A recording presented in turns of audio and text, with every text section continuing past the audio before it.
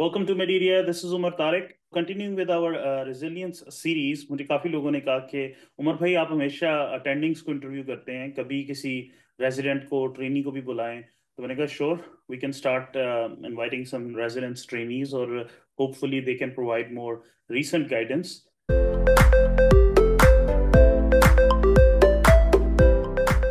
Start के लिए यार it had to be started with somebody special. And who else more could be more special than Hassan? Hassan Adeem, माशाल्लाह। हसन मेरा छोटा भाई है, मामू का बेटा है, मेरा कजन है। हम मेरे सामने माशाल्लाह पला बड़ा है और मेरे हाथों में पला बड़ा है। मतलब we did a lot of things, we share a lot of good memories. तो I thought कि we should start with Hassan.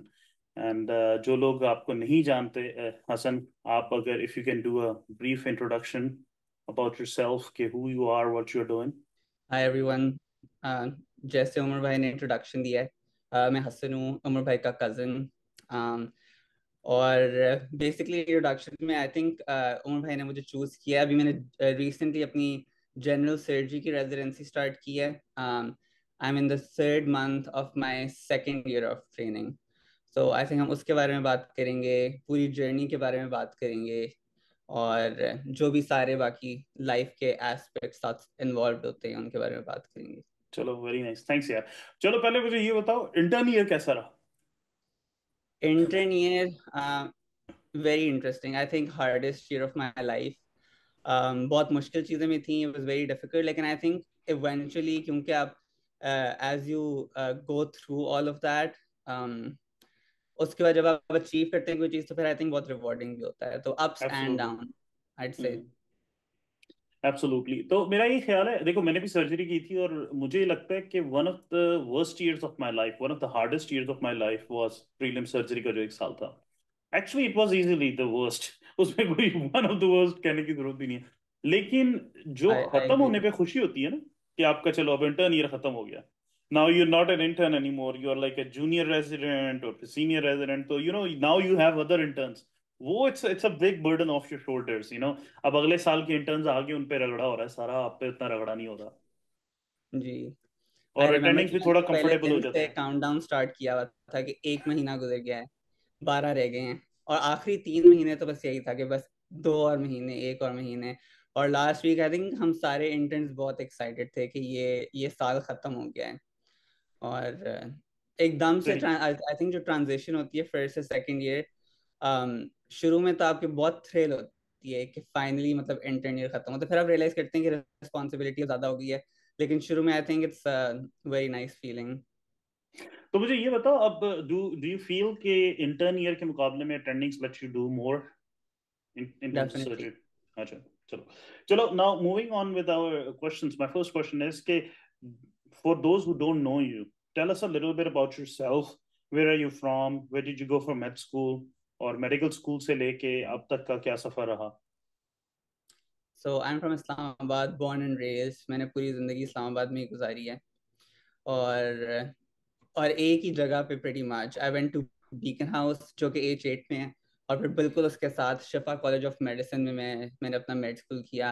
I was supposed to graduate in September 2020, लेकिन कोविड की वजह से वो डिले हो गया, तो आई ग्रेजुएटेड इन मार्च 2021। और फिर मैंने अपनी सर्जरी की रेजिडेंसी स्टार्ट की जुलाई 2021। सही। सही। तो तुमने अपने सारे स्टेप्स के एग्जाम्स जो थे वो ड्यूरिंग med स्कूल दिए? जी। ठीक है। स्टेप 1 और स्टेप 2, स्टेप 3 मैंने अभी तक नहीं दिया। स्टेप थ्री को कोई ठीक है, वो जल्दी दे देना भाई वैसे। लेकिन स्टेप थ्री को कंसिडर भी नहीं। So you are ECFMG certified as a medical student? Uh, जी। ECFMG सर्टिफिकेशन आपको मिलती नहीं है जब तक आप जब तक ग्रेजुएट नहीं ग्रेजुएट होते। नहीं होते, हाँ यू राइट। लेकिन मतलब मैंने अपना स्टेप 1 दिया था अपने फोर्थ ईयर और फाइनल ईयर की ब्रेक के अंदर, तो नवंबर ठीक। 2019 के अंदर। और फिर मैंने अपना स्टेप 2 दिया था सितंबर 2021 के अंदर, बेसिकली अप्लाई करने से 1 मंथ पहले, रेजिडेंसी के लिए अप्लाई करने से 1 मंथ पहले। उस वक्त मेरा फाइनल ईयर चल रहा था। तो तुमने सारे अपने जो इंटरव्यूज थे एज अ मेडिकल स्टूडेंट दिए?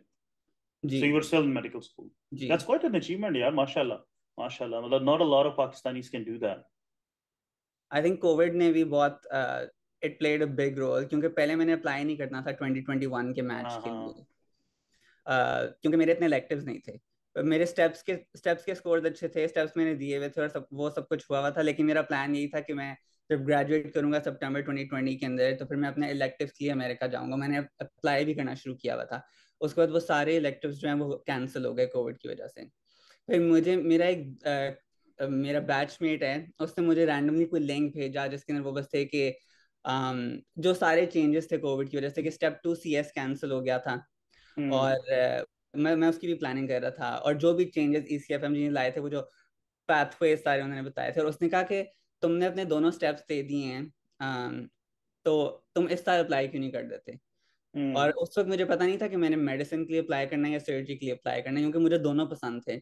और बहुत मुश्किल डिसीजन था मेरे लिए, क्योंकि सर्जरी थोड़ा ज़्यादा पसंद था, लेकिन ज़्यादा competitive था लाइफस्टाइल, मतलब सब कुछ।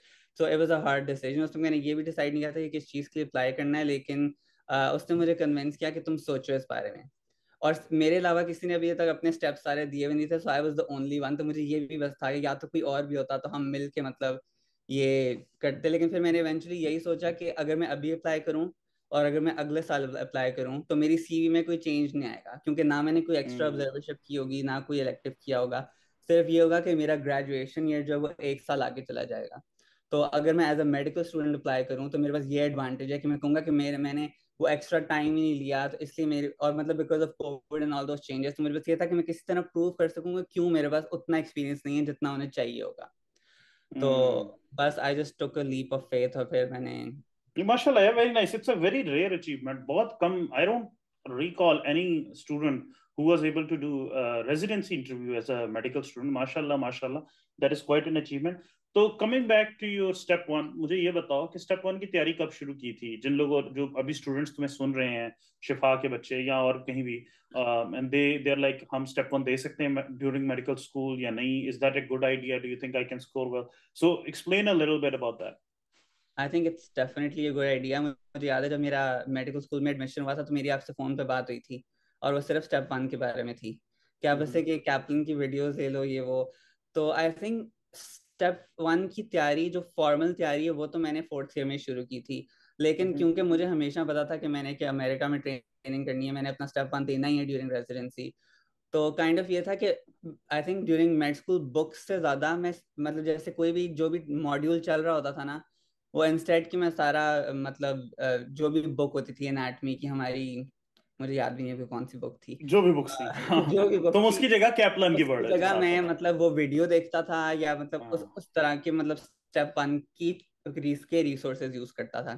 उसके सही बाद है। Mainly I think 3rd year के अंदर सबसे ज्यादा था कि मैंने पैथोलॉजी सिर्फ पैथोमा से की थी, बुक और वीडियोस। मैंने फार्माकोलॉजी सिर्फ कैप्लन की वीडियोस से, मतलब वो मेरी फेवरेट वीडियोस है, क्योंकि मेरे सारे कॉन्सेप्ट्स ही उधर से बने थे। हम्म। और माइक्रोबायोलॉजी मैंने सारी स्केची माइक्रो से की थी, मैंने बुक्स बिल्कुल भी यूज नहीं की थी उसके लिए। तो 3rd ईयर के अंदर मेरे ये तीनों ऑलमोस्ट हो गए थे, लेकिन मैंने अभी तक कोई क्वेश्चन बैंक नहीं स्टार्ट किया था। तो हम्म। 4th ईयर के अंदर मैंने I think late 4th year के अंदर यू वर्ल्ड खरीदा था। 6 मंथ्स के लिए मैंने लिया था यू वर्ल्ड, लेकिन आई थिंक मैंने 4 मंथ्स के अंदर अपना बस वो डेडिकेटेड बस स्टार्ट किया था। फिर लास्ट 6 वीक्स जो है वो मेरे एक्चुअल डेडिकेटेड थे, जिसके अंदर मतलब मैं सुबह 8 बजे से लेके रात 10 बजे तक, आई थिंक वो 5-6 वीक्स मैंने पढ़ा था डेडिकेटेड। और उसके बाद मैंने अपना एग्जाम दे दिया था। तो सारे रिसोर्सेज जो थे, तुमने कौन कौन से रिसोर्सेज, टेक्स्ट बुक कौन सी यूज की थी सारी तैयारी में, और यू वर्ल्ड का बैंक यूज किया था, ये तो तुमने बता दिया। तो मैंने बहुत लिमिटेड रिसोर्सेज यूज किए थे, क्योंकि मुझे तो था कि रेपिटेशन इज बेटर देन आप 15 रिसोर्सेज हम्म। यूज करें। उससे बेहतर है कि आप एक चीज अपना रिसोर्स यूज करें। तो यू वर्ल्ड क्वेश्चन बैंक, उसको मैंने शुरू से रैंडम और टाइम किया था। हम्म। शुरू से मैंने सिस्टम बेस्ड नहीं किया था, क्योंकि उसमें ये होता है कि आप एक सिस्टम करते हैं, जब आप 5वें सिस्टम तक पहुंचते हैं तो आपका पहले का कुछ याद नहीं होता। एब्सोल्युटली। रैंडम के अंदर ये है कि हर सिस्टम आप रोज रिव्यू कर रहे हैं। तो मैंने शुरू से रैंडम और टाइम किया था, और मैंने फर्स्ट एड को इस तरह यूज किया था कि जो भी मैं क्वेश्चन रिव्यू करता था, वो मैं साथ फर्स्ट एड खोलता था, वो टॉपिक रिव्यू करता था, और उसके अंदर ऐड करता था जो भी चीज यू वर्ल्ड के अंदर एक्स्ट्रा है। और साथ साथ मैंने एंकी के अपने नोट्स, अपना एंकी के फ्लैश कार्ड्स बनाए थे। मैंने और कोई ज्यादा नहीं यूज किए थे, खुद ही अपने वो यू वर्ल्ड और फर्स्ट एड से। और फिर साथ साथ वो मतलब बिल्डअप होना शुरू हो गए मेरे फ्लैश कार्ड्स, और फिर उनको मैं रिव्यू करता था। तो मेन आई थिंक मेरे resources you world, first aid और एंकी थे। उसके अलावा कोई टॉपिक थोड़ा मुश्किल लगे तो मतलब उसकी वीडियो देख ली। स्केची माइक्रो डेफिनेटली मैंने पूरी यूज की थी। um, उसके बाद आई थिंक एक वो है, पॉडकास्ट है, मुझे नाम भूल रहा है उसका, अब टाइम हो गया आई थिंक काफी, लेकिन एक डिवाइन इंटरवेंशन, डिवाइन अच्छा। इंटरवेंशन की पॉडकास्ट है। वो मैंने बिल्कुल last I think few weeks के अंदर यूज की थी, जब बाकी रिसोर्सेज हो गए थे, तो बस जो आधा घंटा रहता था तो उसके अंदर मैं जल्दी से रिव्यू कर लेता था। तो मेनली अच्छा आई थिंक बढ़िया है। यही रिसोर्सेज थे। तो एंड में तुम्हारा स्कोर कितना है? मेरा 250 आया था स्टेप वन के तुम्हारा, अंदर। और तुम फोर्थ ईयर के एंड पे दिया था तुमने? फोर्थ ईयर के एंड पे दिया था। फोर्थ ईयर के एंड में तुमने शिफा से पढ़ के सारा कुछ करके ये दिया और तुम्हारे माशाल्लाह 250 आया। तो तुम्हें जी। उस वक्त क्लास फेलोज कोई दोस्त यार कहते नहीं थे क्या पागल हो गई, इतनी जल्दी दे रहे हो, तुम्हारा स्कोर नहीं आना, फेल हो जाएगा ये वो? मुझे डेफिनेटली कहते थे। एक्चुअली मेरी क्लास में ये था कि उस वक्त सारे पढ़ रहे थे। हम्म। मतलब मेरी क्लास में से आई थिंक एटलीस्ट 40% ने तो स्टेप वन दे दिया होगा। 40% नहीं, 30% ने स्टेप वन दे दिया होगा फाइनल ईयर के फाइनल एंड ईयर में। में? But final you year were the के फर्स्ट एंड में वन राइट?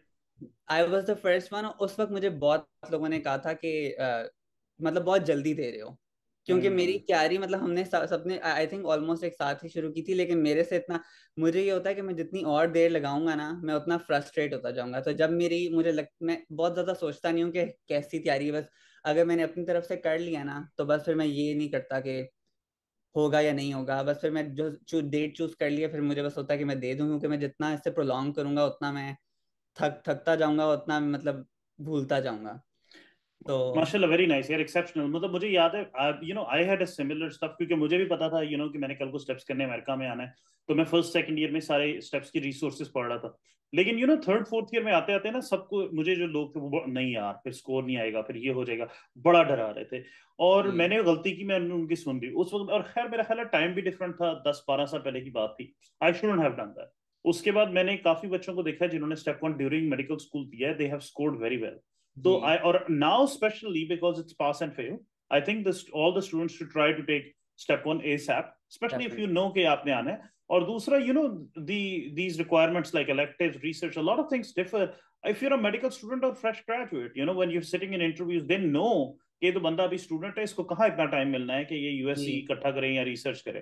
तो फिर उसके बाद बताओ, फिर तुम्हारे 250 आ गया माशाल्लाह स्टेप वन में। तो ऑल ऑफ अ इसमें मैं सडन एक और चीज नेसेयर्स। ऐड करना चाहता हूँ कि यहाँ हाँ पे बोलो मैंने बोलो। देखा है कि यहाँ पे जो मेड स्टूडेंट्स हैं वो 5 या 6 वीक्स लेते हैं टोटल तैयारी के लिए अपनी स्टेप वन के लिए। तो हम्म। और हम लोग 2-2 साल 3-3 साल लगाते हैं। तो हम्म। मतलब स्कोर आई थिंक अच्छे ही आते हैं ज्यादातर लोगों के, लेकिन आई थिंक आपको इतना ज्यादा पढ़ने की जरूरत नहीं है स्टेप वन के लिए, as long as you using the right resources, और एज लॉन्ग एज आप मतलब डेडिकेटेडली एक छोटे मतलब पीरियड ऑफ टाइम के अंदर पढ़ रहे हो। सही तो है। आई थिंक फिर बहुत ज्यादा आपको प्रोलॉन्ग करने की जरूरत नहीं है। चलो, कंप्लीटली एग्रीड। उसके बाद मुझे बताओ, फिर सीके आया आपका फाइनल ईयर में, ठीक है? तो सीके की तैयारी कैसे की थी? सीके की ये थी कि जैसे मैंने अपना स्टेप वन दिया था तो मैं वापस गया तो मेरा फाइनल ईयर स्टार्ट हो गया था। तो उसके अंदर भी यही है कि मेरा first I think rotation periods की थी, तो वो भी यही था कि मतलब एक चीज है यू वर्ल्ड नोट्स, उसके अंदर हम्म। उन्होंने मतलब सिस्टम वाइज नहीं, मतलब वो पीट सर्जरी इंटरनल मेडिसिन उस तरह से उन्होंने डिवाइड किए हुए सारे यूवर्ल के क्वेश्चन के आंसर्स। तो हम्म। बेसिकली उनके बुक कोई है नहीं स्टेप टू के लिए, तो आई थिंक वो अच्छी कंपाइलेशन है। तो उसके अंदर भी यही है कि टॉपिक वाइज जो भी टॉपिक मैंने रिव्यू करना होता था तो वो मैं बस यूवर्ल नोट्स से कर लेता था। अभी मैंने क्वेश्चन बैंक स्टार्ट नहीं किया था, लेकिन बहुत इंटरमीडिएट लाइट सी पढ़ाई थी शुरू में। मतलब मैंने इतना, क्योंकि अभी भी स्टेप वन दिया था तो मैंने बहुत ज्यादा नहीं पढ़ा था शुरू में। फिर आई थिंक तो मैंने नवंबर 2019 में स्टेप वन दिया था। तो उसके बाद जब कोविड कोविड की आई थिंक हमें हमारा मेड स्कूल बंद हुआ था अराउंड अप्रैल, मार्च या अप्रैल में। हम्म। तो क्योंकि घर पे थे और कुछ करने को नहीं था तो फिर मैंने उस वक्त अपना यूवर्ल्ड खरीद लिया आई थिंक मार्च के अंदर। हम्म। और मैंने बस स्टेप टू के लिए आई थिंक मैंने सिर्फ यूवर्ल्ड, वो भी वही रैंडम और टाइम किया था, और एक पास और फिर इनकरेक्ट दोबारा किए थे, और यूवर्ल्ड नोट्स। बेसिकली बस यही थी। और आई थिंक इसके लिए भी कोई पॉडकास्ट थी, कुछ था। और अब उसके साथ ही उसी तरह मैंने एंकी के फ्लैश कार्ड्स बनाए थे। और फिर सही। मैंने आई तुम थिंक सितंबर में दिया था अपना स्टेप टू, लेकिन स्टेप टू के अंदर आई थिंक बीच में ब्रेक आ गई थी क्योंकि मेरे कुछ कोई एग्जाम कुछ और था बीच में। तो मैंने बीच में ब्रेक ली थी, तो सितंबर में दिया था अपना एग्जाम। तो यू वर्ल्ड तुमने स्टेप वन के लिए कितनी दफा किया था? एक दफा किया था? एक उसी तरह किया था, एक दफा किया था फिर इनकरेक्ट दोबारा किए थे। ठीक है। और स्टेप 2 सीके में भी तुमने एक दफा किया उसी तरह, जी बिल्कुल सिर्फ इनकरेक्ट दोबारा किए थे। जी। सही है। और तुमने फिर कब दिया, ये नवंबर में दिया था? स्टेप 2 सितंबर 2021। सितंबर 2021। और इसमें कितना स्कोर था तुम्हारा? 265। 265, माशाल्लाह माशाल्लाह। तो ऑल ऑफ अ सडन फिर तो यार Hassan could have been one of the most popular guys in the entire Shifa. Everybody would be like, देखो यार मुंडे ने final fourth year to step 1 कर लिया, 250, और उसके बाद 265 आ गया यार। तो सारे आते होंगे हसन से गाइडेंस लेनी है। आते थे, लेकिन आई थिंक बाकी लोग भी कर ही रहे थे साथ साथ, मतलब आई थिंक बहुत लोगों ने बिल्कुल आज मेरे मतलब 1-2 महीने बाद देना शुरू कर दिए थे अपने स्टेप्स सही है। वगैरह। आई थिंक शिफा में रिसेंटली बहुत ज्यादा ट्रेंड बन गया है ये। चलो और मेरे माशाल्लाह, वेरी जूनियर्स ने नाइस। मेरे से भी जल्दी, मतलब कुछ जूनियर्स ने मेरे से भी जल्दी उसके बाद दिया। और अब तो यही ट्रेंड है कि आई थिंक ऑलमोस्ट सब अपने स्टेप 1 तो एटलीस्ट स्टेप 1 दे के निकलते हैं फाइनली इससे हाँ, पहले। I think that's a smart thing to do. तो जी। उसके बाद फिर मुझे टाइमलाइन बताओ। फिर अभी तुमने सितंबर 2021 में तुमने दे दिया है। सितंबर 2021 में मेरा स्टेप 2 हुआ, और जैसे ही स्टेप 2 खत्म हुआ तो मैंने अपनी एप्लीकेशन के ऊपर काम करना शुरू कर दिया। अच्छा, स्टेप बेसिकली मैंने डिसाइड कैसे किया कि मैं सर्जरी के लिए अप्लाई करूंगा या मेडिसिन के लिए। Obviously I was leaning more towards surgery, लेकिन वही था कि मेरा मैच होगा या नहीं होगा। मैंने इलेक्टिव किया था वैस्कुलर सर्जरी के अंदर डॉक्टर नवीद ये साकिब के साकिब। साथ, जी। और मेरा सर्जरी के अंदर ये एक ही इलेक्टिव था, उसके अलावा कोई भी नहीं था। तुम्हारा और और कोई इलेक्टिव था कि यही दो मेरा नवीद भाई के साथ? मैंने इंटरनल मेडिसिन में ऑब्जर्वरशिप की थी अंकल शफकत के साथ। बेसिकली ठीक है। मतलब ये दो मेरे यूएस क्लिनिकल एक्सपीरियंसेस थे। ठीक उसके है। अलावा मैंने शिफा और मतलब क्या इस्लामाबाद में और इंटर्नशिप्स वगैरह मतलब की हुई थी, लेकिन उस तरह से कोई नहीं था क्योंकि मैंने सब कुछ अभी ग्रेजुएशन के बाद करना था।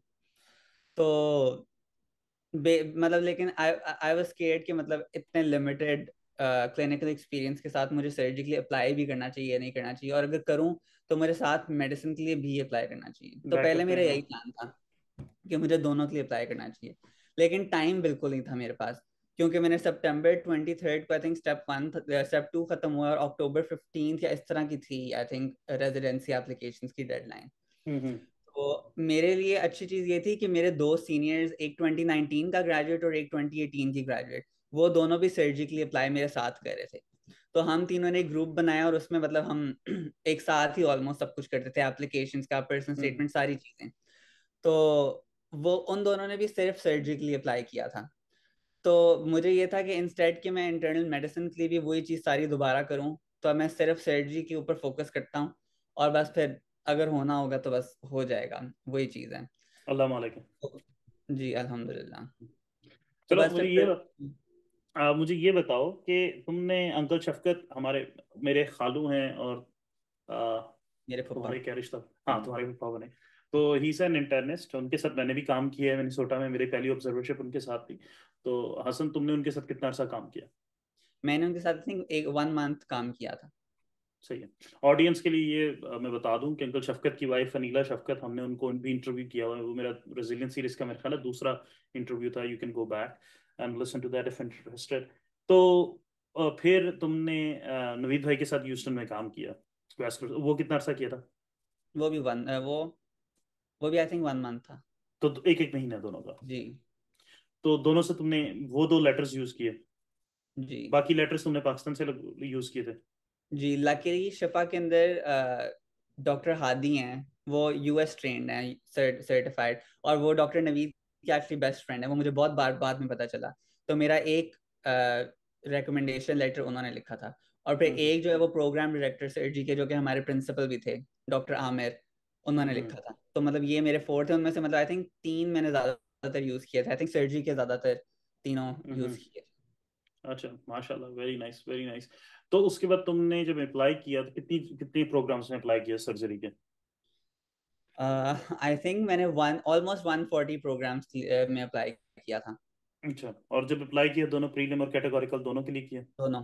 और प्रीलिम, कैटेगोरिकल और रूरल ट्रैक एक्चुअली सिर्फ वेस्टर्न मिशिगन, जहाँ पे मतलब मैं हूँ अभी, सिर्फ उन्होंने उनकी ऑप्शन थी ये क्या प्रीलिम, होता है रूरल ट्रैक, क्या? Categorical, rural track. जी। Tell us a little bit about rural track, वो क्या होता है?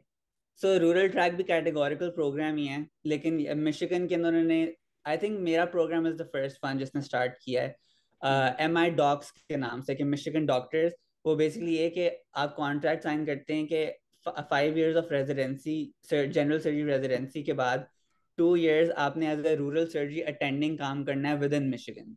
सही है। उसमें ये कि जो यूएस ग्रेजुएट्स हैं उनको वो $75,000 एज लोन रीपेमेंट ऑफर करते हैं। इंटरनेशनल ग्रेजुएट्स के लिए नहीं, क्योंकि मतलब मैंने कोई एक्चुअल फिजिकल लोन नहीं लिया था मेड स्कूल के लिए, तो मतलब मुझे उस वो फायदा नहीं हुआ। लेकिन मतलब आपको 2 years की जॉब सिक्योरिटी मिलती है, और मतलब you have to practise in rural area after 2 years। Can you do that after fellowship or you have to do that immediately नहीं, after it residency? Has to be immediately after surgery अच्छा, residency. सही सही, और interesting उसमें ये कि interesting. During the 5 years 10 months आपके रूरल रोटेशंस के होते हैं। सही है सही है, interesting.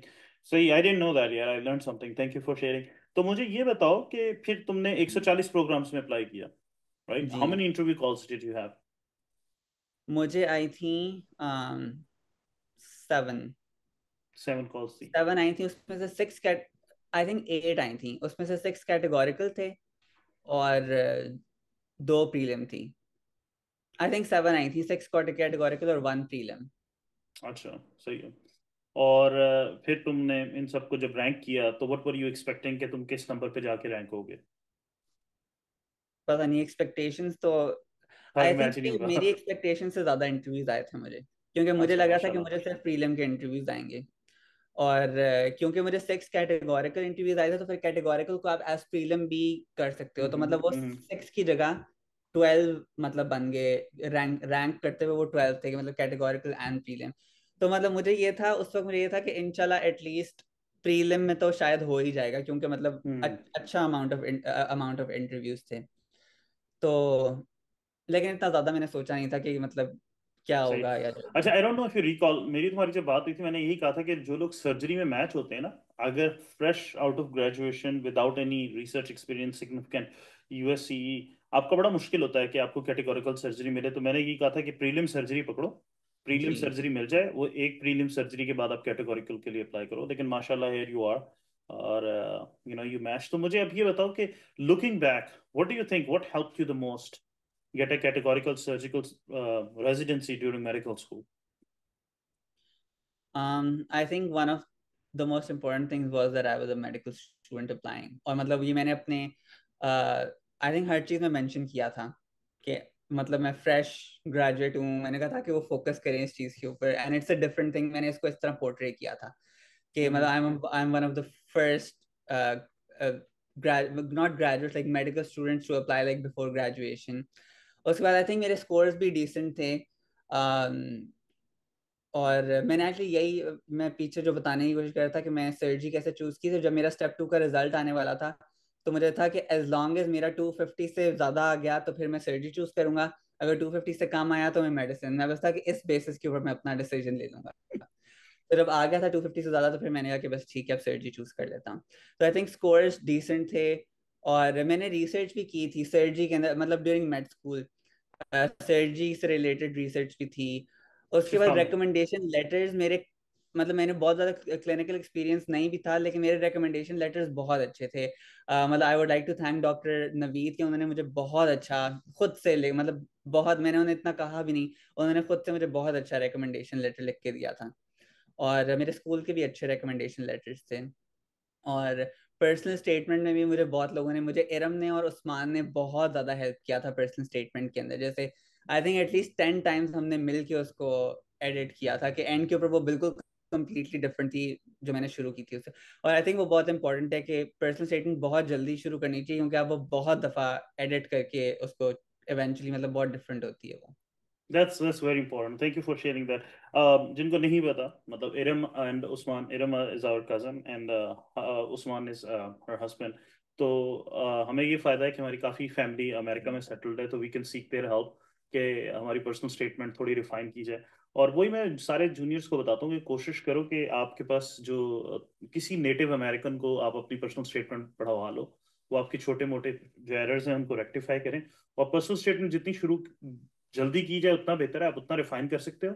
And one more thing, I think what one more thing that is a big difference for you was कि तुम्हारी पर्सनल स्टेटमेंट बहुत रिफाइंड होगी, right?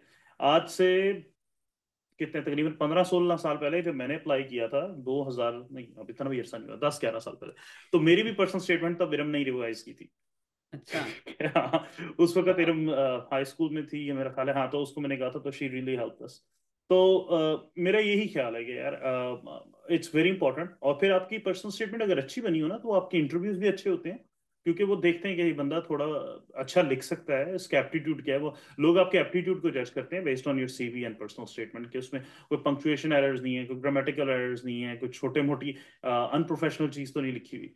And a lot of times we don't understand these. So I think it's very important to try to find some Native American or American English speaking person, तो उससे अपनी आप CV और personal statement थोड़ी rectify करवाएं।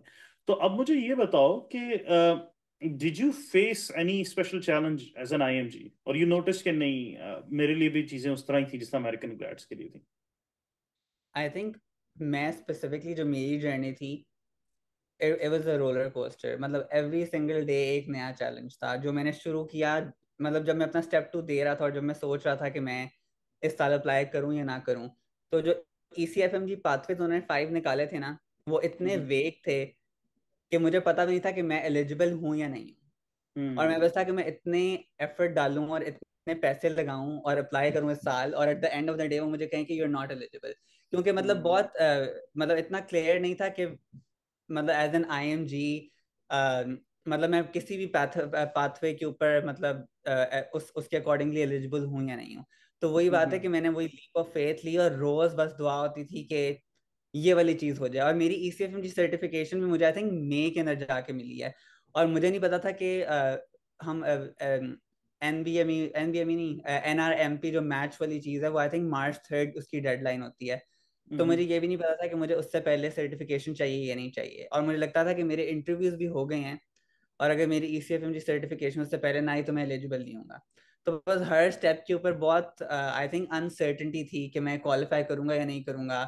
तो I think because because I was an IMG, और क्योंकि ECFMG वालों को इतना क्लियरली आई थिंक हमारी सिचुएशन का पता ही नहीं है, क्योंकि हर कंट्री का मेडिकल सिस्टम डिफरेंट है, मेडिकल स्कूल सिस्टम और PMDC की अपनी रेगुलेशंस उनको एग्जैक्टली पता ही नहीं है। तो मैं ECFMG कॉल करता था क्योंकि मेरे इतने डिफरेंट क्वेश्चंस होते थे कि हम्म। उनके FAQs या उसके अंदर से वो आंसर ही नहीं होते थे।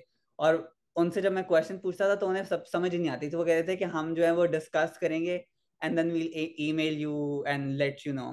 तो आई थिंक इतनी स्पेशल सर्कमस्टांसेस थे कि उसके अंदर बहुत अनसर्टेनिटी थी कि मतलब ये एंड के ऊपर होगा या नहीं होगा। तो I think that was the biggest challenge for me. सही सही।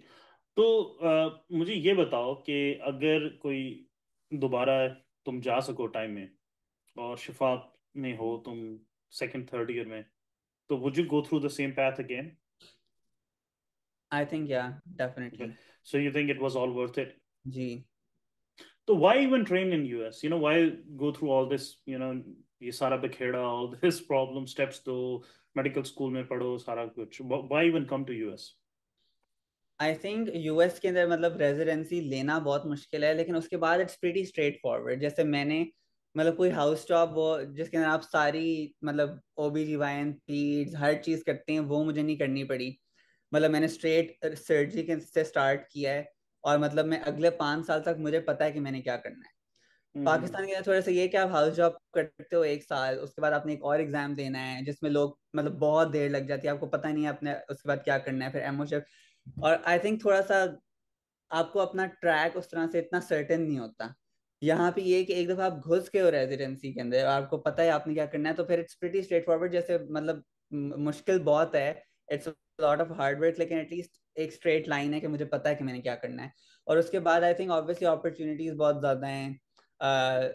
आई थिंक लर्निंग वो तो हर जगह ही वैसे होती है, लेकिन आई थिंक मुझे लगता है कि रिसोर्सेज उस तरह से ज्यादा हैं एटलीस्ट ट्रेनिंग के लिए, कि आप यहाँ से ज्यादा चीजें सीख के तो वहां पे मतलब पाकिस्तान में जाके प्रैक्टिस कर सकते हैं। या आई थिंक उस तरह से रिसोर्सेज ज्यादा हैं।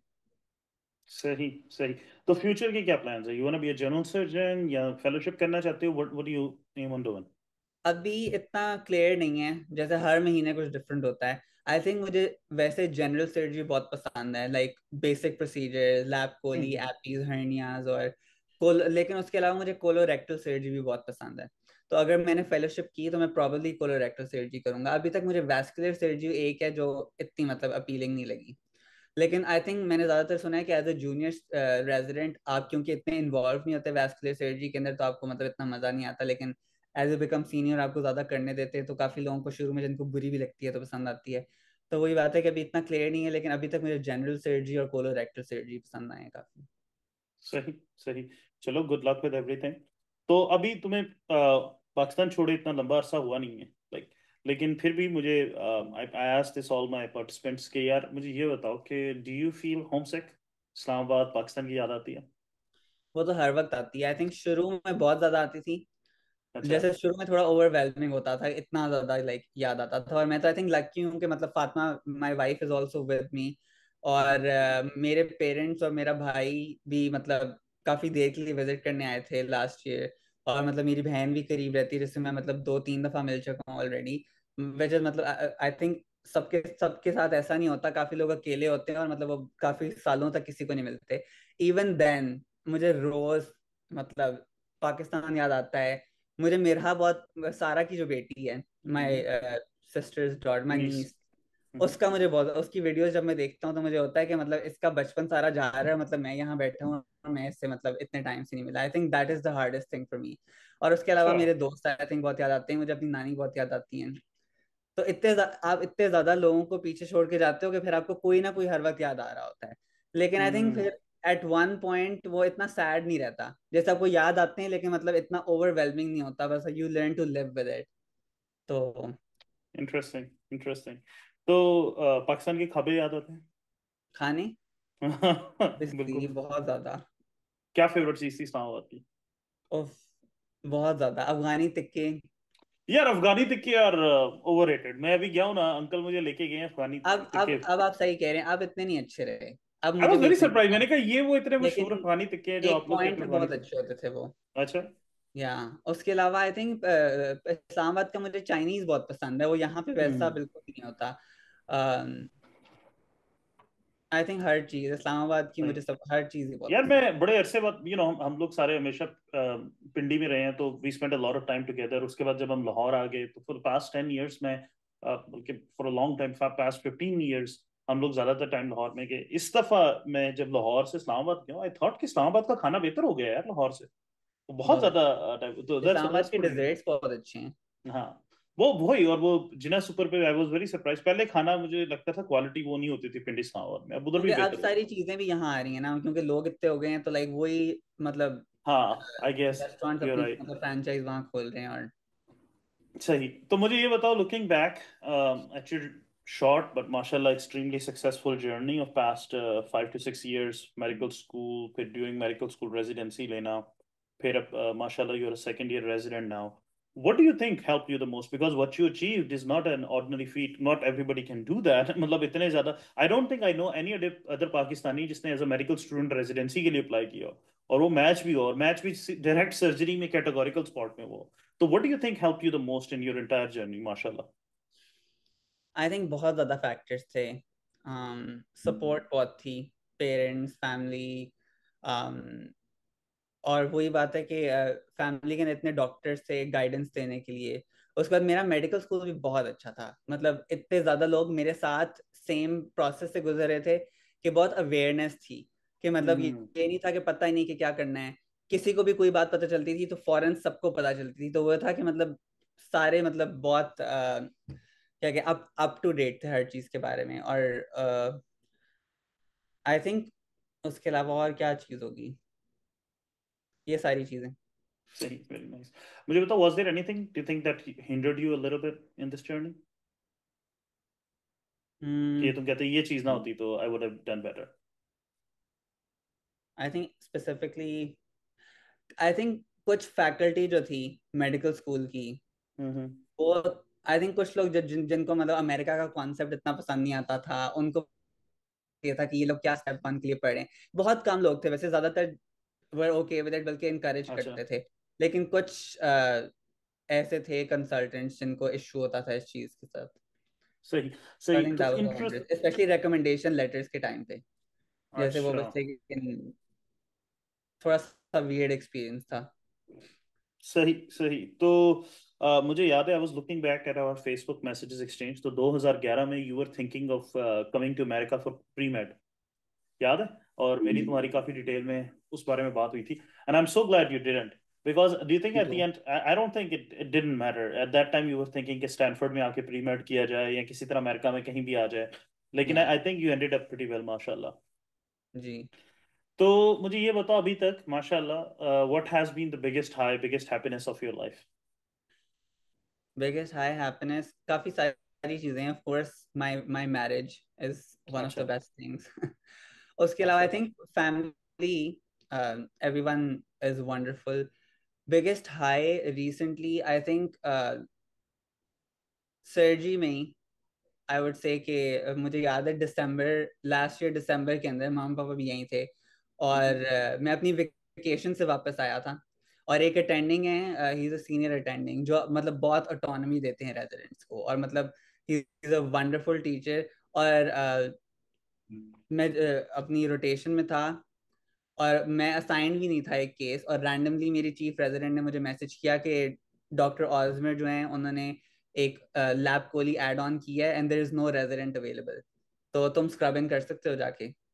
तो मैंने कहा ठीक है। तो मैं जब गया तो the patient was already on the OR table, मुझे कुछ नहीं पता पेशेंट के बारे में, और वो बस है कि जल्दी से जाओ स्क्रबिंग करो, यू आर डूइंग दिस। और अच्छा। जैसे मैंने कभी खुद से मतलब इससे पहले कभी नहीं किया था, मतलब मैं असिस्ट ही करता था लैब कोलीज में, मैंने खुद कभी भी नहीं लाइक किया था। तो मैं बहुत नर्वस था, लेकिन मुझे ये इतना वो अटेंडिंग बिल्कुल इंटिमिडेटिंग नहीं है, तो एटलीस्ट मुझे ये था कि मतलब कुछ गलत भी किया तो मतलब चीखें नहीं मारेंगे मेरे ऊपर।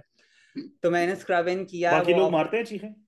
कुछ लोग ओवरऑल वैसे ज्यादातर बहुत अच्छे हैं, लेकिन सही है। कुछ वैसे मेरा इतना बुरा एक्सपीरियंस किसी के साथ भी नहीं रहा। सही है। लेकिन अच्छा, आपको चलो डर फिर लगता है बहुत ना कि बढ़िया। हो सकता है ये। हाँ। और मतलब ही वॉक मी थ्रू इट, और जैसे हमने साइड स्विच नहीं की पूरे केस के अंदर। अच्छा, और उसके बाद माशाल्लाह। जब मैं निकला, आई थिंक बहुत लेट था, 7-8 बजे निकला हूँगा। और जैसे मतलब वो फीलिंग मुझे अभी तक नहीं भूलती, जो मैंने फर्स्ट मतलब अपनी स्किन टू स्किन पूरी लैब खोली की थी। और आप रियलाइज करते हो मतलब you come a long way, और मतलब आई माशाल्लाह, थिंक बहुत the reward. Learning curve is pretty steep.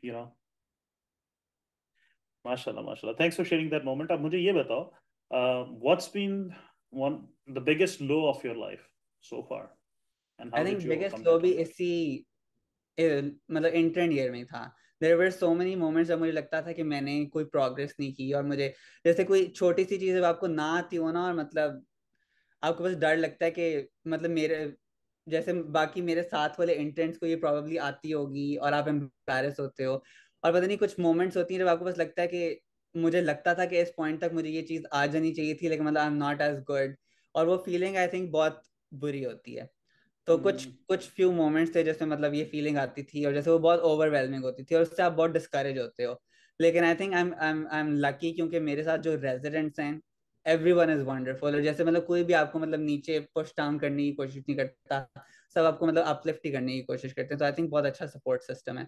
लेकिन आई एम प्रीटी श्योर कि मेरे lowest moments of my life भी इसी साल के अंदर होंगे। सही सही। तो मुझे ये बताओ, डू यू फील समटाइम्स कि इन दिस रेजिडेंसी ट्रेनिंग इस वक्त you are at a slight disadvantage for whatever reason, being an IMG, yeah, or you don't feel like that,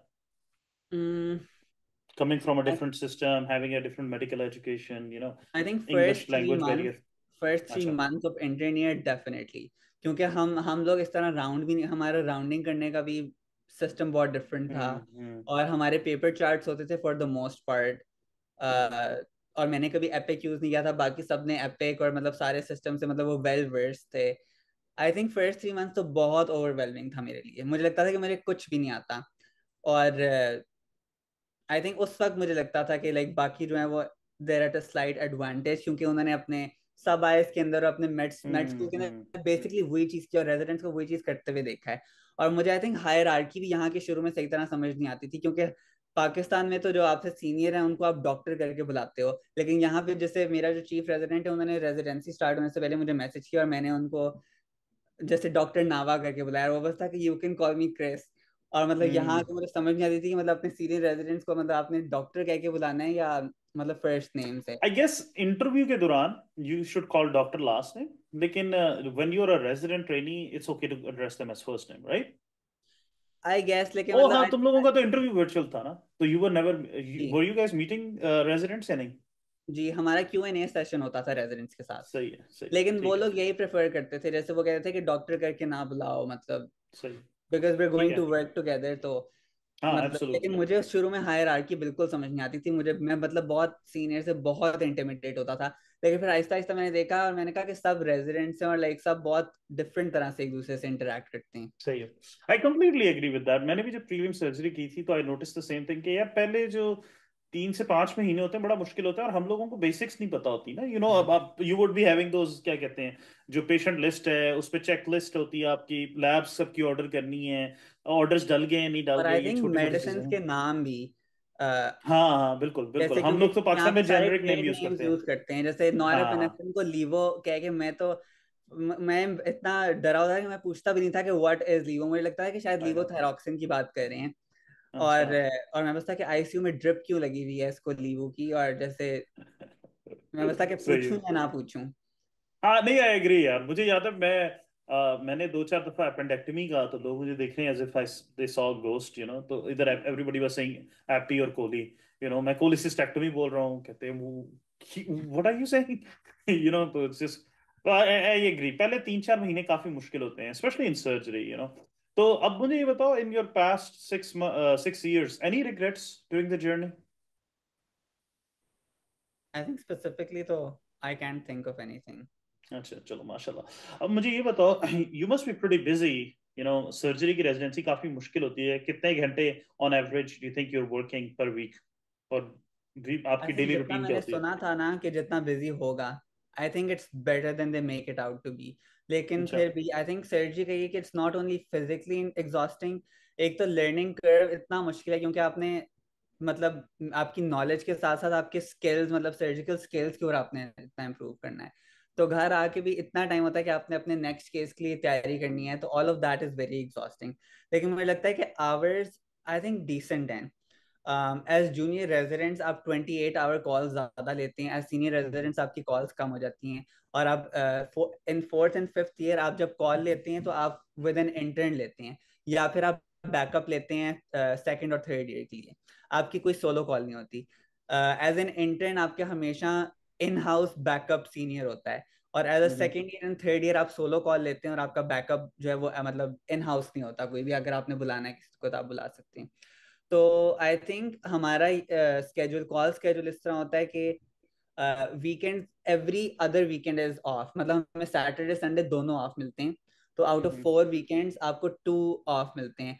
हर दफा वो ऑल्टरनेट नहीं करते, depends on how busy it is. कभी कभी आपके 2 वीकेंड एक साथ ऑन कॉल हो सकते हैं और एक साथ ऑफ हो सकते हैं, लेकिन दे ट्राई कि मतलब every alternate weekend is of, which I think is very good, कि 12 दिन के बाद आपको एटलीस्ट 2 दिन की छुट्टी चाहिए होती है। तो उसके एक अलावा 4 हफ्ते में 4 दिन छुट्टी होती है ओवरऑल? 4 हफ्ते में 4 दिन हाँ, मेरा छुट्टी भी होती ऐसा है। ही था, हाँ ठीक है। लेकिन आई थिंक बहुत सारे प्रोग्राम हैं जिसमें वो एक वीकडे ऑफ देते हैं या फिर एक वीकेंड हम्म। ऑफ हर हफ्ते। आई थिंक इट्स बेटर, मुझे ज्यादा हम सबको ज्यादा सूट करता है कि 2 वीकेंड्स ऑफ हो तो ज्यादा बेहतर है। सही। um, तो उसके अलावा calls I think for the most part मेरी 5 या बिटवीन 5 to 7 28 आवर कॉल्स होती हैं पर मंथ। अच्छा, लेकिन ठीक है। अब हमने स्विच कर लिया, फ्रॉम स्टार्टिंग नेक्स्ट मंथ हमारे दोनों हॉस्पिटल्स के नाइट फ्लोट सिस्टम स्टार्ट हो रहा है। तो उसमें ये होता है कि from 4 PM to 6 AM night float resident आएगा, और नाइट फ्लोट रेजिडेंट का एडवांटेज ये है कि उसको चारों वीकेंड्स ऑफ मिलेंगे। लेकिन मतलब बाकी वो ट्वेल्व ट्वेल्व लेकिन नाइट्स के ना। 14 आवर शिफ्ट करेगा बाकी 5 दिन। और बाकी जितने रेजिडेंट्स हैं वो सिर्फ वीकेंड के ऊपर कॉल लेंगे, या फ्राइडे को या सैटरडे को। तो आई थिंक उससे कॉल बर्डन कम हो जाता है, और I think it's a nice change. सही, सही। तो अब डेली रूटीन क्या होती है, मतलब for a first year resident, surgical, जो सर्जरी का रेजिडेंट है, प्रीलिम डेली टेक वाला? रूटीन भी बहुत डिपेंड करता है कि किस रोटेशन के ऊपर हैं आप। मैंने एज एन इंटर्न जब स्टार्ट किया था तो I started on the busiest service in the busier hospital. तो हम्म। उसमें ये था कि हमारा सेंसस होता था यूजुअली बिटवीन 20 to 30 पेशेंट्स, और हमारे रेजिडेंट्स होते थे from 3 to 5। Hmm. Usually I think या 5 की टीम होती थी या 4 की टीम की। और काफी दफा होता था कि एक बंदा पोस्ट कॉल होता है या कोई वेकेशन के ऊपर है। तो मतलब usually between 3 to 5 people had to take care of 20 to 30 patients. हम्म। और उसमें ये था कि फिर आपको राउंड्स वही डिपेंड करता है कि कितना बिजी है, लेकिन usually between 5:30 to 6:15 round start होते थे। उससे उससे पहले जितने जूनियर रेजिडेंट्स हैं उन्होंने प्री राउंड, मतलब बेसिकली चीफ के अलावा सबने प्री राउंड करना है अपने सारे पेशेंट्स के ऊपर। तो सुबह आई थिंक मैं आता था यूजली बिटवीन 4:30 to 5। मैं चार्ट चेक करता था अपने सारे पेशेंट्स को। शुरू में बहुत देर लगती थी, लाइक 10 मिनट्स पर पेशेंट, लेकिन मतलब ग्रेजुअली आपको फिर कम टाइम लगना शुरू हो जाता है, स्पेशली अगर आपको पेशेंट और मतलब आपने पहले देखा हुआ है, ऑलरेडी एडमिटेड पेशेंट है, तो उसमें आपको थोड़ा कम टाइम लगता है। नया पेशेंट है और आप अब हम्म। अगर या फिर अगर नई नई रोटेशन स्टार्ट करते हैं तो फिर आपको चार्ट चेक करने में ज़्यादा देर लगती है। तो चार्ट चेक करने में I'd say about 4 to 5 minutes पर पेशेंट लगते हैं। उसके बाद आपने राउंड करना है पेशेंट्स के ऊपर। तो जो बिल्कुल बेसिक जनरल सर्जरी पेशेंट्स होते हैं उनमें तो ज़्यादा देर नहीं लगती है, I'd से 3 to 5 मिनट्स पर पेशेंट। लेकिन जो थोड़े कॉम्प्लिकेटेड पेशेंट्स हैं, जैसे वैस्कुलर पेशेंट्स हैं जिसमें आपने डॉपलर लेके तो सारी पल्सेस चेक करनी है, न्यूरोलॉजी आईसीयू पेशेंट है जिसका अपना पूरा न्यूरो एग्जाम करना है, उसमें it can take you up to 10 minutes. या अगर कोई पेशेंट बहुत बातें और बहुत क्वेश्चंस पूछता है तब भी आपको ज्यादा देर लग जाती है। तो उसके बाद सही। राउंड्स हम usually for the most part traditional rounds करते हैं, जिसमें मतलब चीफ के साथ आप फिर सारे पेशेंट्स को पूरी टीम इकट्ठे देखती है जाके। सही सही। और उसके बाद? उसके बाद हम नोट्स अपने डालते हैं which have to be in before 7:30, क्योंकि 7:30 पहला केस स्टार्ट होता है। तो फिर 7:30 सब अपने केसेस के ऊपर चले जाते हैं, जिसको बीच में जो टाइम मिलता है they follow up on things. हमारे पास पीएज होते हैं सारी सर्विसेज के ऊपर, जो कि मतलब चीजें चेक करने के ऊपर ये बेसिकली फ्लोर की चीजों के ऊपर हेल्प करते हैं। अगर पीछे से कोई कंसल्ट आए और अगर कोई रेजिडेंट अवेलेबल नहीं है तो फिर वो देखते हैं, लेकिन अगर कोई रेजिडेंट अवेलेबल है तो मतलब रेजिडेंट जो है वो देखेगा, पीए नहीं देखेगा, क्योंकि पीए ने क्लिनिक भी करना होता है। आई think that's pretty much it. तो फिर केसेस से कब तक डन होते हो, कितने बजे तक? केसेस बहुत वेरी करता है, कि कितने केसेस हैं, कितने रेजिडेंट्स हैं कवर करने के लिए। लेकिन आई थिंक हमारा बहुत यूजुअली बहुत बिजी होता है, एटलीस्ट 4 o'clock तक तो ऑलमोस्ट यूजुअली होते हैं सारे। और अगर ज्यादा लेट तक जाता है, हमारा साइन आउट टाइम है 4 PM, कि जो भी ऑन कॉल है या जो नाइट फ्लोर रेजिडेंट है वो 4 o'clock आएगा और दोनों टीम से अच्छा, 4 o'clock बेसिकली। आएगा? वाह, दैट्स प्रीटी अर्ली। हमारा 6 बजे था। या नहीं, हमारा 4 PM और हम कोशिश करते हैं कि 4 o'clock हो, लेकिन यूजुअली कभी होता नहीं है 4 o'clock पे। लेकिन हम्म। कोशिश सबकी होती है कि मतलब 4 o'clock एटलीस्ट साइन आउट कर दें। इवन अगर आपके केसेस भी हैं एटलीस्ट साइन आउट कर दें, क्योंकि यू नेवर नो कि फिर जो ऑन कॉल रेजिडेंट है वो कितना बिजी है कि वो साइन आउट ले सकता है या नहीं ले सकता। हम्म। तो I think usually between 4 and 5 हम लोग साइन आउट कर देते हैं। अगर बहुत बिजी हो तो इट कैन मतलब गेट प्रिटी लेट, लेकिन यूजली कोशिश करते हैं कि बिटवीन 4 to 5 साइन आउट कर दें। लेकिन फिर वही है कि रैप अप करना, चीजें फॉलो अप करना, अगर कोई कॉन्सर्ट बिल्कुल बीच में आ गया और ऑन कॉल रेजिडेंट नहीं है फ्री, तो वो सब कुछ रैप अप करने में लग जाते हैं यूजली 6 o'clock तक एटलीस्ट। अच्छा, सही। तो मतलब अमूमन you are working from 4:30 to 6 o'clock as a first year? As a first year या। सही है। तो देखो, इतने बिजी होते हो तो फर्स्ट ईयर में भी और अभी भी 28-28 घंटे की छुट्टियां दे रहे हो, do you feel like you are able to give enough time to your family? अभी तो फैमिली सिर्फ भाभी है, फातिमा को do you think you are able to give enough time to her? I think शुरू में बहुत मुश्किल था, क्योंकि शुरू में मैं इतना थका होता था कि जब टाइम हो भी तो मुझे होता था कि मैं मतलब मेरे से जागा ही नहीं जाता था, कि मैं सोफे के ऊपर सो सो जाओ। जाता था, मैं इतना इतना थका होता था। तो शुरू में आई सही। थिंक थोड़ा मुश्किल था मैनेज करना, लेकिन हमने मतलब बहुत कॉन्शियस एफर्ट डाली थी इस चीज के अंदर कि मतलब वर्क लाइफ बैलेंस बहुत जरूरी है। और थैंकफुली क्योंकि हर मतलब 2 वीकेंड आपको ऑफ मिलते हैं हर महीने, तो हम कोशिश करते थे कि हम कुछ ना कुछ करें, कहीं ना कहीं बाहर जाएं, लाइक बेशक आधा घंटा दूर जाएं लेकिन एटलीस्ट बाहर निकलें, कुछ करें। तो आई थिंक दैट हेल्प। लेकिन आई थिंक अब उस पॉइंट के ऊपर हूँ कि अब आपको ड्यूरिंग द वीक अगर आप बिजी सर्विस के ऊपर हो तो it can get very busy, जैसे आपको पता ही नहीं चलता कि वीक कहाँ गया। मतलब हम्म। हॉस्पिटल जाते हो, हॉस्पिटल से वापस आते हो, मतलब आप सोते हो और चले जाते हो कि वीक का पता नहीं चलता कि मंडे से फ्राइडे आ गया है। लेकिन वही हम्म। बात है कि वीकेंड के ऊपर फिर आपको थोड़ा रिफ्रेश होने का मौका मिलता है। सही है। तो व्हाट इज फातिमा डूइंग, और Fatima does she have any plans now? Fatima is also a doctor, उसने एमबीबीएस किया लेकिन उसने अपनी तक अभी तक स्टेप्स नहीं दिए। तो बेसिकली उसका यही प्लान है कि वो probably masters in health administration या एमबीए करेगी, and she wants to do something in health administration. Chalo, very nice. It's entirely possible she might be your and my boss. Yeah, inshallah.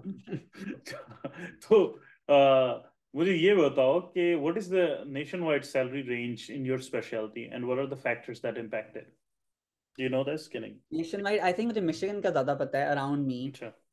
I think बहुत very करती है कि आप किधर practice कर रहे हो, आप कौन सी स्पेशलिटी में हो, और आपने खुद अपनी प्रैक्टिस किस तरह सेटअप की है, कि आप कितने दिन काम करते हो, आप कितने दिन कॉल अटेंड करते हो, आप खुद कितना काम करना चाहते हो बेसिकली. इसलिए हमारे जो अटेंडिंग्स हैं उनकी बहुत हाईली वेरी करती है salary. I'd say it's between 200,000 to up to 800,000.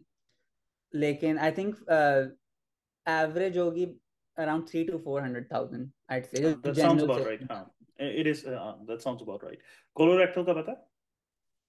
Colorectal की आई थिंक थोड़ी ज्यादा होगी इससे, क्योंकि आई थिंक हमारे कोलोरेक्टल काफी बिजी होते हैं जो यहाँ पे काम करते हैं. लेकिन उनका आई थिंक लाइफस्टाइल बहुत अच्छा है. आई लव जो भी सर्जरीज वो करते हैं, दे आर वेरी इंटरेस्टिंग. और I think outcomes for the most part बहुत अच्छी होती हैं. इवन अगर कोलन कैंसर है कुछ भी, I think patients usually go home happy. Vascular surgery मुझे इसलिए भी नहीं पसंद क्योंकि वो आई थिंक जो वैस्कुलर पेशेंट्स हैं वो कम ही आपको अच्छी आउटकम मिलती है. किस चीज पे बोल रहे हो? स्पेसिफिकली विच पैथोलॉजी? मतलब पेरिफेरल आर्टरी डिजीज या जो भी मतलब इस्कीमिया के साथ आते हैं जिनकी eventually they get an amputation, क्योंकि वो क्रॉनिक स्मोकर्स होते हैं, क्रॉनिक मतलब लॉन्ग टर्म डायबिटीज होती है. then they never make any changes. मतलब I think थोड़ा मैं वो कह रहा हूँ Patient level compliance is a big issue, honestly. patient Well, I deal compliance with is it big. myself as well. So IR or vascular surgery, there's a lot of overlap, and I think PAD, I agree that there is a lot of patient compliance. You have to be very careful about the patients you're selecting. अगर आपका patient is going to continue smoking, continue eating junk food, तो फिर तो मतलब you don't make any significant difference. सही. तो मुझे ये बताओ, what's been your biggest challenge that you overcame in this entire journey? Biggest challenge, I think something I actively worked on was कि शुरू में बिल्कुल नई जगह थी, नई वर्क प्लेस थी और नए लोग थे, जो कि मेरे लिए बहुत डिफरेंट था because I've lived in the same area with the same people my whole life. और तो घर पे उसमें रहो सारी एडजस्ट जिंदगी, करना, वही जैसे मुझे तो दोस्त बस हैं. होता था कि कब साइन आउट का टाइम होगा और कब मैं घर जाऊंगा. और आई थिंक उससे आपका दिन नहीं गुजरता अगर आप घड़ी देखते रहोगे ना कि, और जैसे साइन आउट पे मुझे होता था कि इतनी देर क्यों लगा रहे हैं, बीच में बातें क्यों कर रहे हैं, बस साइन आउट करें और मतलब मुझे जाने दें एटलीस्ट. लाइक शुरू में तो मुझे ये होता था कि बस किसी तरह मैं घर चला जाऊं और मतलब खत्म हो दिन. लेकिन आई थिंक विद टाइम, और आप अवॉइड नहीं कर सकते काम को, तो बस आप घड़ी देखे बगैर बस काम करो. और लाइक उसी के अंदर आई थिंक किसी तरह खुशी ढूंढने की कोशिश करो, तो आई थिंक आपका दिन भी जरा आराम से गुजर. आई थिंक ओआर में टाइम गुजारना बहुत आसान है क्योंकि ओआर में आप घड़ी नहीं देखते, लेकिन फ्लोर के और काम आप करना बिजी क्योंकि आई होते हो, थिंक आपका फोकस पेशेंट पे और प्रोसीजर पे होता है. you're not even exactly, thinking घंटा गुजर गया, अच्छा घंटा गुजर गया, मुझे लगा 5 मिनट गुजरे हैं भाई. स्पेशली जब आप थोड़ा सीनियर होना शुरू करते हो और आप एक्टिवली इन्वॉल्व होते हो. ओआर के अंदर भी अगर आप सिर्फ देख रहे हो अटेंडिंग को परफॉर्म करते हुए, वो भी बहुत मुश्किल होता है क्योंकि That's आप painful. जैसे मुझे याद है कि एज एन इंटर्न थायराइडेक्टमी और पैराथायराइडेक्टमी मुझे भेज देते थे. इतनी सी इंसिजन होती थी नेक के अंदर और वो पूरी रिट्रैक्टेड होती थी टुवर्ड्स दी अटेंडिंग, जो कि मुझे भी नजर नहीं आ रहा होता था कि मैं रिट्रैक्ट क्या कर रहा हूँ. तो वो 2-3 घंटे गुजारना रिट्रैक्ट करते हुए वॉज इम्पॉसिबल. लेकिन as you become more senior, जैसे आपको एनाटमी ज्यादा समझ आना शुरू करती है और आपको समझ आना शुरू होता है कि क्या हो रहा है और आप एक्टिवली इन्वॉल्व होते हो, तो it's very interesting. Do you ever feel like कहाँ फंस गए यार, क्या सर्जरी कर ली, मेडिसिन ही कर लेता मैं. नहीं, आई थिंक ये कभी भी नहीं सोचा कि मेडिसिन ही कर अच्छा. लेता, सही है. क्योंकि आई थिंक नोट्स लिखना मुझे बिल्कुल भी नहीं पसंद. तो आई थिंक मेडिसिन में तो आपका बहुत मतलब large chunk of your days writing notes, क्योंकि उनके हाँ बहुत बिल्कुल. डिटेल्ड नोट्स होते हैं. हाँ वही वही बिल्कुल, ये मैंने नोटिस किया प्रोसीजरल स्पेशलिटीज और सर्जरी में हम लोगों के नोट्स भी बड़े brief to the point focused होता बहुत है. टू द पॉइंट होते हैं या. लेकिन आई गेस उनकी भी नीड है ना, क्योंकि you and me if we have to write an HNP तो हम हॉस्पिटलिस्ट का मेडिसिन के नोट्स देखेंगे और उसको ब्रीफ करके अपनी फोकस्ड एचएनपी बना देते हैं अक्सर, या after talking to the patient of course. अच्छा, तो मुझे ये बताओ कि if you have to I think I asked you this, if you have to do this all over again, would you do anything differently? I don't think so. No, right? I think शायद शायद मैं I think अब मुझे पता है कि interviews के अंदर रेजिडेंट से क्या क्वेश्चंस पूछने हैं, क्योंकि मैं कर चुका हूँ, आई गेस। लेकिन उस अच्छा, वक्त ड्यूरिंग इंटरव्यूज मुझे बिल्कुल नहीं पता था कि क्या क्वेश्चंस पूछने हैं, तो मैं तो तो क्या उनसे पूछने बहुत, चाहिए? मैं बेसिकली आई थिंक उनको इम्प्रेस करने के लिए क्वेश्चंस पूछता था कि ओ कितनी रिसर्च है और कितनी, लेकिन I think more than that आपके जनरल लाइफस्टाइल क्वेश्चंस और डेली जो आप चीजें इनकाउंटर करोगे वो क्वेश्चंस पूछना बहुत जरूरी है। कि आपका मतलब आवर्स कितने होते हैं, कॉल स्केड्यूल कैसा होता है, आप केसेस किस तरह के करते हो। और I think before you start आपको वो क्वेश्चंस पता होना कि कौन से क्वेश्चन पूछते हैं काफी मुश्किल है। हम्म। आपको करके ही समझ आता है कि क्या चीज़ इंपॉर्टेंट है और क्या चीज़ आपको पता होनी चाहिए थी पहले से। तो I think there is always things जो आपको बाद में लगता है कि मुझे ये करना चाहिए था, लेकिन जब तक आप करते नहीं हो तो आपको नहीं समझ आती। तो I guess I don't really have any regrets, I think I do things pretty much the same way. सही। Any advice for people in your shoes 3-4 years ago? Like कोई second third year का बच्चा शिफा में बैठ के तुम्हारी बातें सुन रहा है, what would you tell him or her? I think I think पूरा जो प्रोसेस है उसको they make it out to be a very big deal. जैसे लोग बहुत डरते हैं, ऑब्वियसली मैं भी डरता था, लेकिन आई थिंक इट्स नॉट इम्पॉसिबल। और एज लॉन्ग एज आप कमिटेड हैं और you doing the right things, तो इतनी टेंशन लेने वाली बात नहीं है। जैसे बस जस्ट डू इट, और at the end of the day अगर होना होगा तो हो जाएगा, as long as you doing the right things. आपने अपनी पूरी एफर्ट डालनी है, उसके बाद बस छोड़ दो। लाइक आई थिंक अपने आप को बेसिकली डाउट करना I think is not a good thing.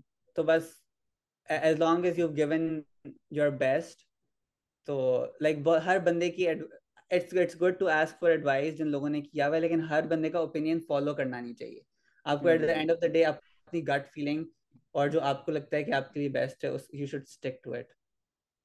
सुनो सबकी, करो अपने मन की। यस। हाँ, सही है।